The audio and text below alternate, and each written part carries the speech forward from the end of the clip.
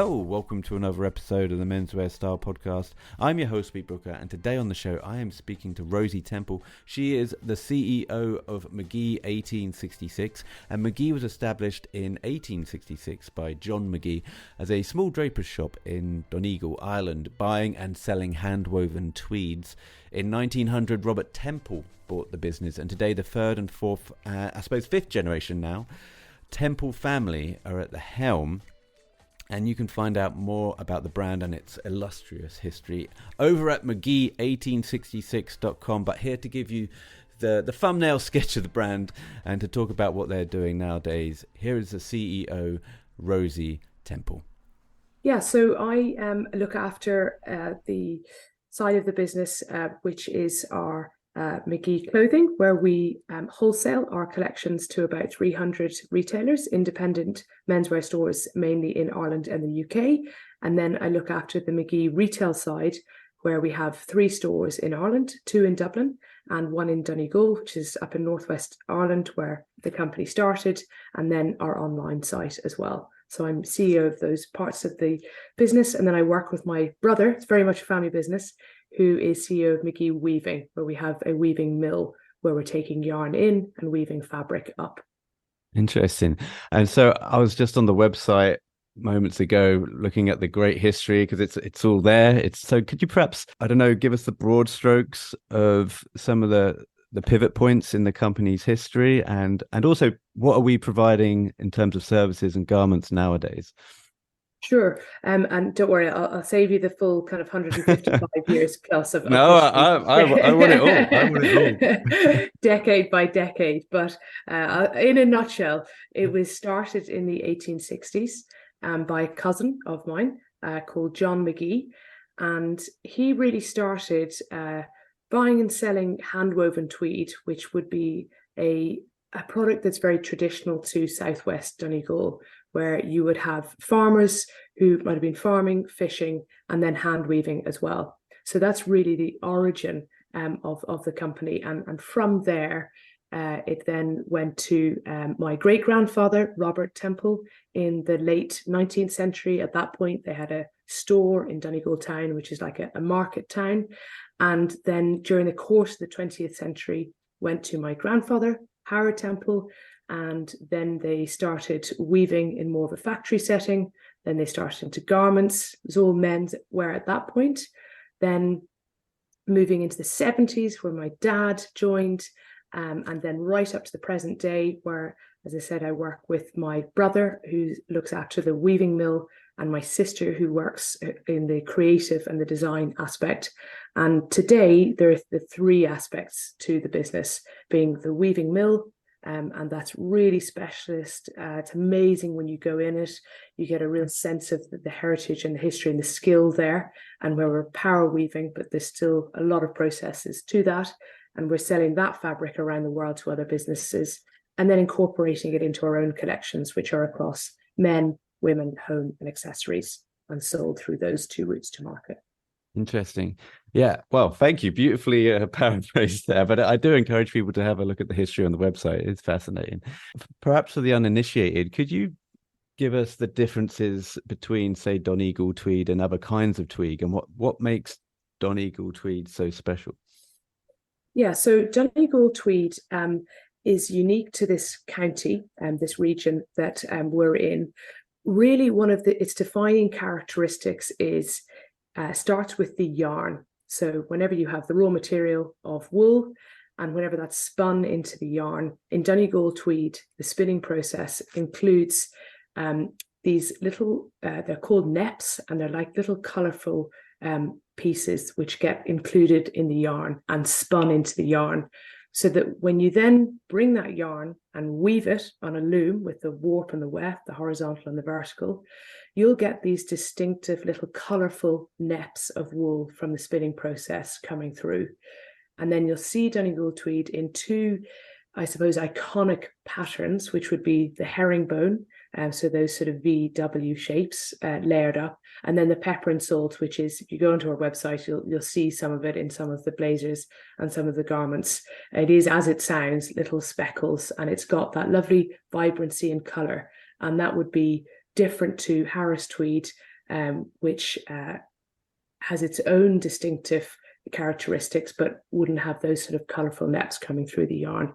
Are the neps that come through the yarn, are they almost by accident, or can you plot exactly where they come? I mean, they're I suppose part of the natural characteristic, but they do then come through in a random assortment as such through the fabric. And what's very exciting at the moment, my brother many years ago made a submission to the EU to have a geographical protection for Donegal tweed, a little bit like champagne, can only come from Champagne.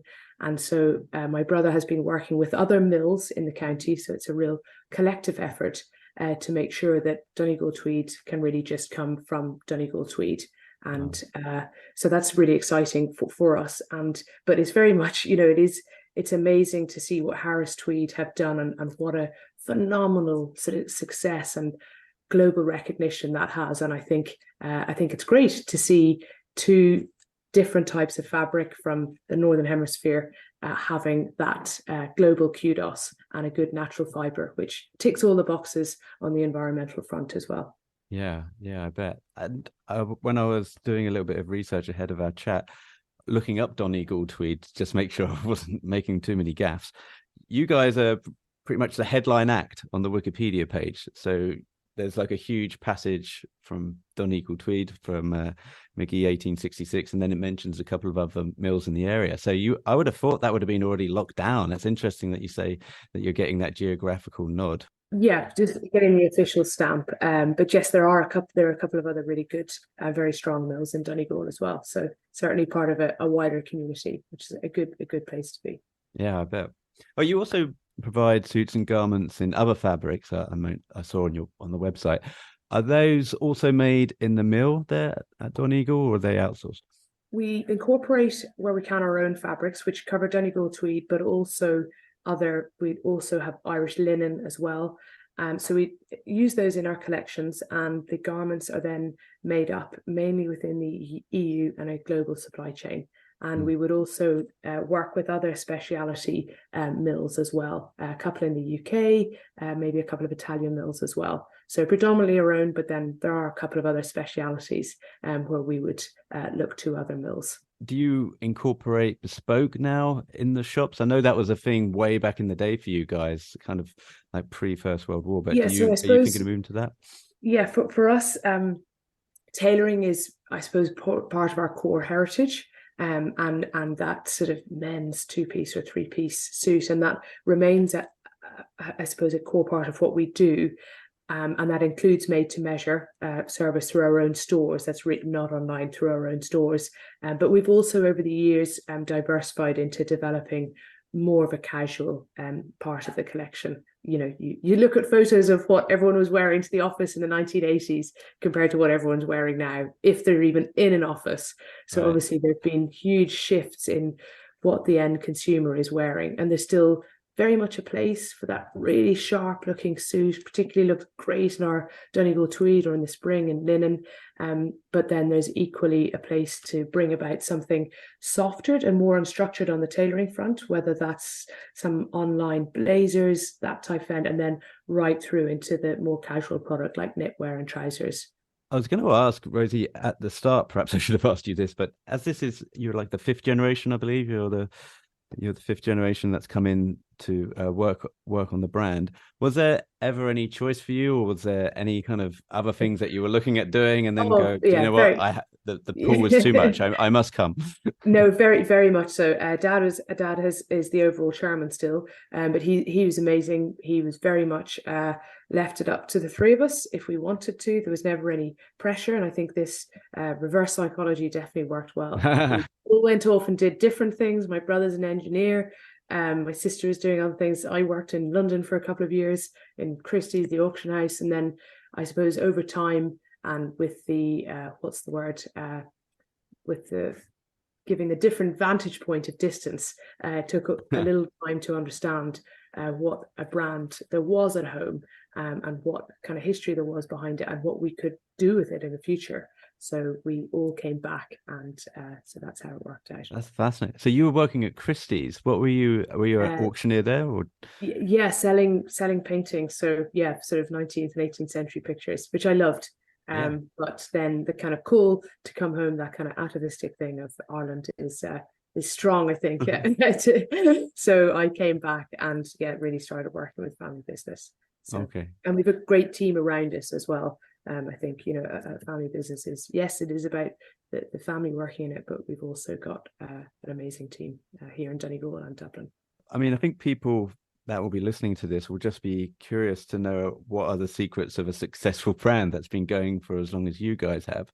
Is there something that you can put your finger on? And were there any massive challenges along the way, or maybe even recently with world events? Yeah, I mean, there absolutely have been challenges through each decade and each generation.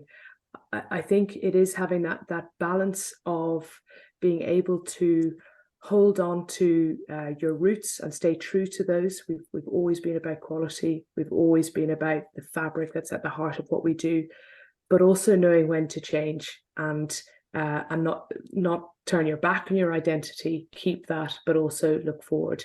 So I think that balancing act when you're over 150 years old is you're constantly walking on that. And then I think just having that resilience to be able to withstand the different external circumstances, be it world wars or much, much more recently, Brexit, which is of minimal benefit to anybody. It's just one of those political events, which is something that, the UK, which is such a key customer base for us online and wholesale, and a base we really want to keep. But Brexit has added a layer of complexity, which we obviously will work through, but has been challenging. In what way has it really affected you? It's all of the work around literally the importing and exporting of raw material and goods. Right. And obviously the UK continues to be a really strong market for us, and we see so much more potential there over the years. So we'll work through the Brexit area, but it certainly has thrown up administrative challenges. Are you looking at getting any bricks and mortar in London even, or anywhere else in the UK? We haven't any concrete plans for that at the moment. We'd have a very strong base of a UK customer through our really excellent independent retailers up and down the country, and through our online as well. But who knows into the future. When I was on the website, I really like the look of the collaborations that you've done over the years. Putting the Porsche in Donegal Tweed was a really nice touch. Have you got anything else like that in line, or do you... As a brand, are you looking to do really creative collaborations with other companies and businesses? Yeah, I think that's something that we're always open to when the right sort of opportunity comes along. This year we worked with a really amazing guy called Damien Brown, who rode the Atlantic last year, a rugby player turned extreme adventurer, did like a fantastic photo shoot with him. And I think for us, looking at how other people wear our clothing in whatever setting that might be really brings the brand to life. So we're always open to looking at those. And we've also got a really strong women's collection, which features a lot of our own fabrics. We've just launched Autumn Winter 23, real bold fabrics coming through. So we're always looking for ways as to how can we bring that to the end consumer as well. And do you supply fabrics to the likes of Savile Row and places like that? So when people can go into other tailors that might be in London, for example, they can request some Donegal fabrics that have come from you guys? We would supply fabric to kind of different tailors and other brands as well. So that's something that the Weaving Mill does. Yeah. I'm just interested how, like, we can, if I was London based, get a suit made with you guys through the fabric that you supply. So something that I would request for. I mean, you can purchase our fabric by the meter online, and then take it to a tailor. Is probably the fast way of doing it, or buying the ready to wear directly from our online website. I mean, you can order swatches for you guys as well through your website, right? Yes, you can order swatches just to check that you like it when you see it in person. Okay. I think it's fascinating, and again, the like I say, the company's been going for so long now. It's just it feels like an institution. And you do tours as well, like of the So we mills. in our shop in Donegal, which is the store that my grandfather would have been born above, we would do some hand weaving demonstrations there because we still do a little bit of hand weaving. So we do that, and then occasionally we will bring people around the mill, but it's not actually open to the public. Ah, okay. So maybe a polite request somewhere along the email train. Yeah, Might be able to but we sneak your way in. try and bring it to life just through our social pages and through our website as well, just to get a sense of each of the process from warping, weaving, finishing. And all the stages along that, and we've many decades of experience with all of the team there. Yeah, I'd be fascinated to see that. What's the best way to get to Donegal? I guess it's a flight out of Donegal is flying into Derry, which is only an hour or so up the road, or Belfast or Knock. Okay, all right, great. Lots of options. All right, not too many train options, but lots of flight and bus options. Well, I'll get some ideas over to the girlfriend later of a little weekend breakaway. Yeah. Listen, Rosy, thank you so much for your time today, and No problem. And it was great speaking to you. Magee 1866 is Instagram where you guys hang out and post some of the wonderful photos. Is that you behind there? Will people get hold of you, or is it part of the team? Part of the team, but we're not some giant company. It's very quickly to I'm in touch with that team all the time. So great. And the website Magee 1866 as well, I want to say. Is that right? Yes. Yeah, okay. Magee1866.com. Thank you so much, Rosy. Great talking to you. That's great. Okay, thank you. Thank you. Bye.